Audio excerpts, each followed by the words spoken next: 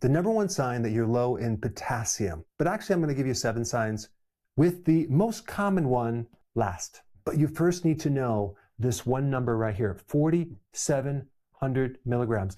This is the amount of potassium that an average person needs every single day. And if you take a look at all of the nutrient requirements out there, calcium, magnesium, vitamin C, there is nothing that is even close to this high as a requirement. Why do we need so much? Yet less than 3% of Americans hit this number right here. And realize this is only the RDA, just the bare bones you need to get by, not the therapeutic dose that you need to correct anything. That means that 97 out of 100 people are low in potassium, and rarely does anyone even know it. And really, the great majority of people aren't even hitting half of this per day. So the question is not, am I deficient? It's how deficient you are. And these symptoms I'm going to cover will tell you how deficient you are. Let's just go through them right now.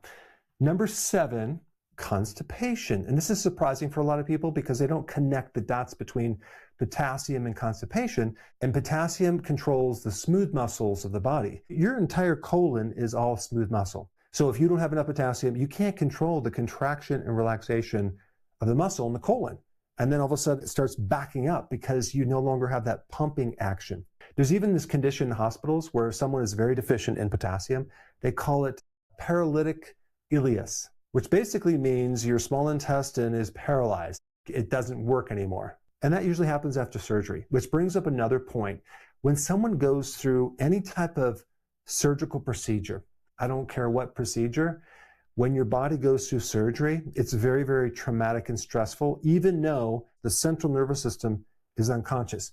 Your body is still feeling it. And so this is why a lot of times they give you a potassium IV, because you get this massive spike of cortisol and adrenaline that happens in the body, which then causes this flushing response of potassium. And if you don't have enough potassium, you can have a lot of complications. And one is this paralysis of the intestine, which then brings us to number 6, bloating and water retention. When people think of bloating, they usually think, oh, I ate something that's bloating me. They don't think of a potassium deficiency that can bloat you. But when potassium goes down, the kidneys stop flushing sodium, and then you start retaining fluid. Potassium and sodium work together to balance fluids. And a lot of people are stuck on this, oh, I have too much sodium. Actually, you just don't have enough potassium.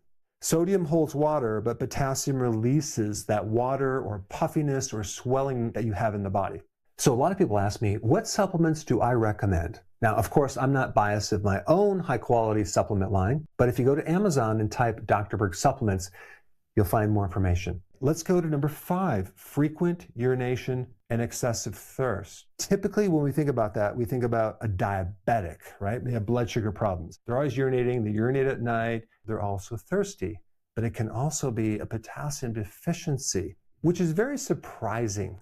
Low potassium slows down the kidney's ability to concentrate urine. So instead of producing urine, it's getting rid of urine. So the kidneys start producing this large amount of diluted urine, and then you pee more. So this can be a loss of potassium. And then there's another connection with potassium and insulin, because when we talk about diabetes, we think insulin resistance. So the way it works is kind of a two-way flow. In the pancreas, you have these little cells that control insulin. That cell, the beta cell, is dependent on potassium. So you need potassium to regulate insulin. And this is why diabetics are usually always very deficient in potassium. And this is also why people that are very deficient in potassium tend to be more of a pre-diabetic or even a diabetic. So this comes down to what I've been talking about in a lot of my videos. People need more electrolytes, especially potassium, in sufficient amounts, but they also need to be on a low-carb diet.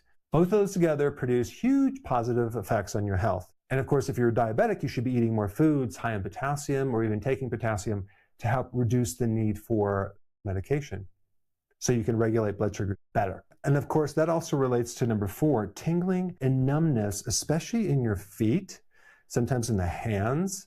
Now, we think about that as peripheral neuropathy, which comes from diabetic symptoms, but it can also be a potassium deficiency. Regardless of being a diabetic, because potassium is involved in nerve impulses, okay? And so if there's not enough potassium, the nervous system doesn't work effectively. So this is not just a B12 deficiency or a B1 deficiency. It could be a potassium deficiency as well. In order for a nerve impulse to move or travel, potassium is needed. So when you think about potassium, think about electrical charge. And this is why it can also relate to where the nerves go. They go to muscles. So you could have muscle problems in the heart or even in the skeletal muscle as a cramp. And I know in other videos I talk about that being a magnesium deficiency. Well, stay tuned because we're going to talk a little bit more about that as well. Number 3 is high pulse rate. Quick story. When I was getting married many years ago, my wife and I were at a restaurant, which was an Italian restaurant, consuming a lot of pasta. And we're really into this great conversation. And apparently, we were the last people in the restaurant. And then I noticed one of the waiters was going past us with this cart of all these desserts. And they approached us and they said, listen, before we throw these out, do you guys want to sample any of these? And of course, I'm always like, well, you don't want to waste food. So of course, we're going to sample them. And we did sample every single dessert. So after consuming a massive carbohydrate meal, okay, and now all this sugar, and I'm talking about a lot of sugar, what I didn't realize at the time was when you consume that much sugar and refined carbohydrates, the need for potassium goes straight up in vertical. In other words, you are going to suddenly become deficient in potassium. And one of the first signs you're going to notice is higher pulse rate. Your heart's going to be labored. It's going to produce these pounding heartbeats. So when you put your head on the pillow and you actually hear this pulse beat, boom, boom, boom, boom, think low potassium. Little did I know that if I took some potassium, that would have brought my pulse rate down and I would have drifted off into a wonderful sleep. Okay, number 2, heart palpitations. I briefly mentioned this. In other videos, I talked about heart palpitations or atrial fibrillation being a magnesium deficiency, but also it could be a potassium deficiency because both of those electrolytes work together on the pacemaker of the heart. They keep the heart in rhythm because they're intimately involved with the electrical voltage to the heartbeat.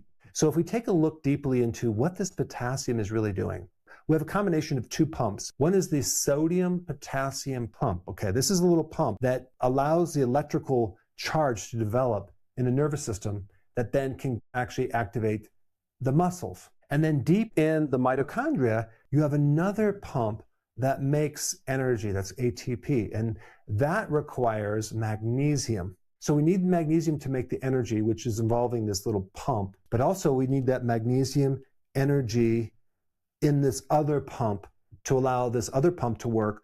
And I'm talking about the sodium-potassium pump. So in other words, the sodium-potassium pump is dependent on magnesium. It doesn't work independently. It needs magnesium. And this is why when you take an electrolyte powder, you need all the electrolytes, not just one. All right, so now let's go into number 1, the most common sign of a potassium deficiency.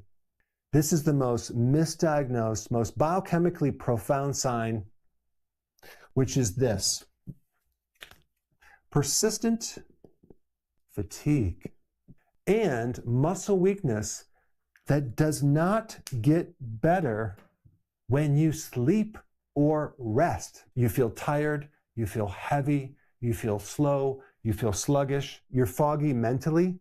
Think potassium. Don't buy into, well, I must be just getting older. That's not it, okay? It's usually a potassium deficiency.